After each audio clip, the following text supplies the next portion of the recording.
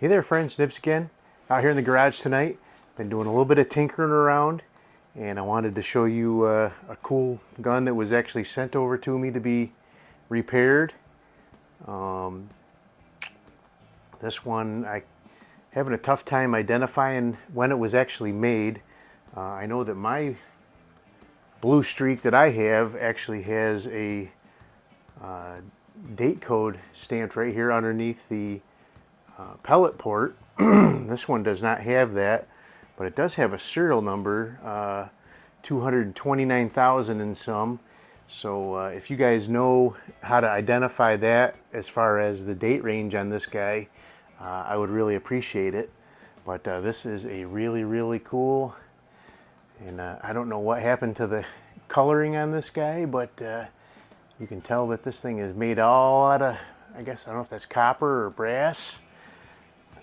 It sure looks like copper to me, but it might just be tarnished brass. But this is a Sheridan Blue Streak, and it is an earlier one. It's still got the flipper safety here. It's not the earliest ones. The earlier ones would have had a thumb safety up here. I hear those are not too fun to shoot. So all the ones that I've ever messed with, and the one that I have over here is just like this one with the flipper safety here. I do have a C9, which has the cast aluminum trigger housing, and that's a later model, like 80s or 90s. But this one, this one was sent over to me by Chad, a new friend of the channel, and I actually fixed his father's Daisy 102-36. If you guys remember that, a couple weeks ago. He sent both of these along, but I wanted to get that 102-36 back so his dad could enjoy that. But this one, she was in pretty tough shape. Inside, I've never seen a gun so dirty inside. And I cleaned it and cleaned it and cleaned it. It was just completely full of black gunk and sand. It had a lot of sand mixed in with it too. I was really surprised that it sealed up as well as it did. I was kind of thinking maybe that sand would have eroded away some of the parts inside, but once I got it clean and got the new seals in it, it's actually shooting pretty good. So one thing, I'd show you guys a couple little tricks I have figured out over the years here fixing air guns. So I've got a cleaning rod, and it's actually broken, but that's not a big deal for this. But what I do is I take a strip of old t-shirt and cut it into 1 or so inch wide strips, and then you stick it through just a little bit on the end, and you wrap that over the top, and then you want to make sure you wind it with the direction that the rod's going to unscrew, so it doesn't unscrew up inside, and then you just make a little ball on the end there, and then you can wrap it down the handle here, and then you can get way up inside there and clean out a lot of that junk. You can see some of the black that's still on there from when I cleaned this one out. But you can get a lot of use out of one strip of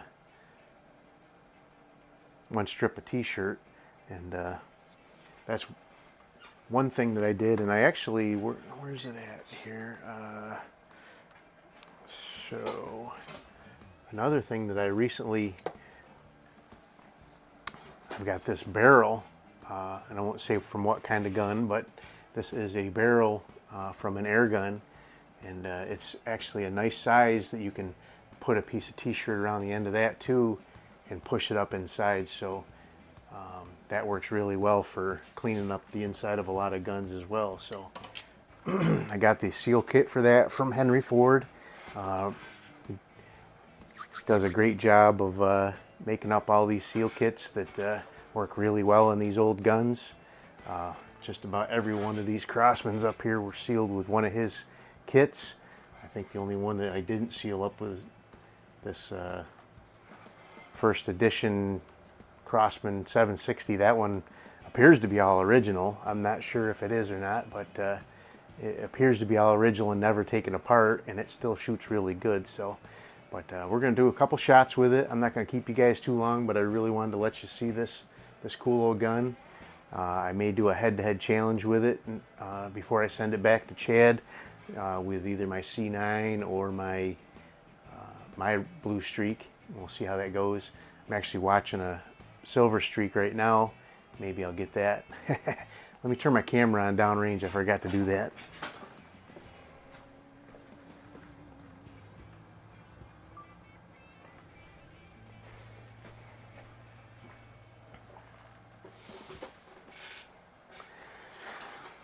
So the sand was even all up inside of this little pivoting area up front here, and it still sounds a little gritty. I thought I had it cleaned really well, but it's still, when I pump it, you can still hear a little bit of grit there.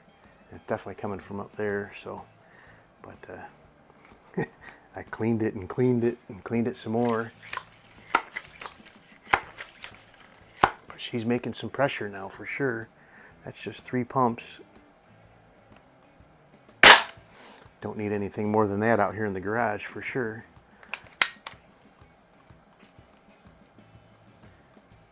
These are just, what are these pellets here? These are a little sampler of H&N Barracudas that I picked up a while back, 20 calibers.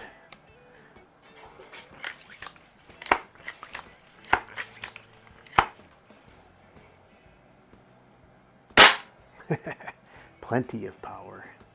So Chad will be having a lot of fun with this, and I think she's ready to go. We'll do another video or two, maybe a head-to-head with something else. I don't know. What do you guys think I should do a head-to-head with? Maybe one of my old 22 Crossmans up here.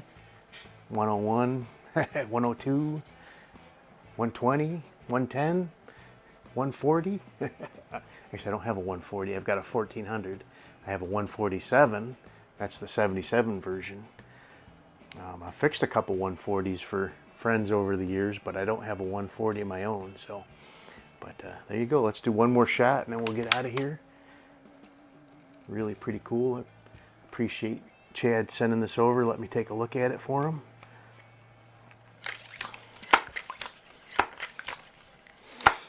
So if you have anything old and obscure like this, I may be able to help you out with that. If not, do check out Crossman600repair.com.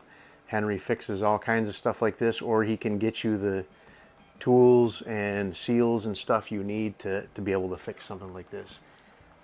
These particular guns, these Sheridans and the Benjamins, require a special tool that has this one end with a little square. You use that first to get the valve nut out of the back here, and then you flip it over and there's a threaded area right there. You can see all this black coming off of this thing from when I pulled this thing apart. There's a little threaded area right there, and you thread it onto the actual valve, and then it allows you to pull the valve out and get to the guts of the valve and rebuild it and clean it out. So, but let's go ahead and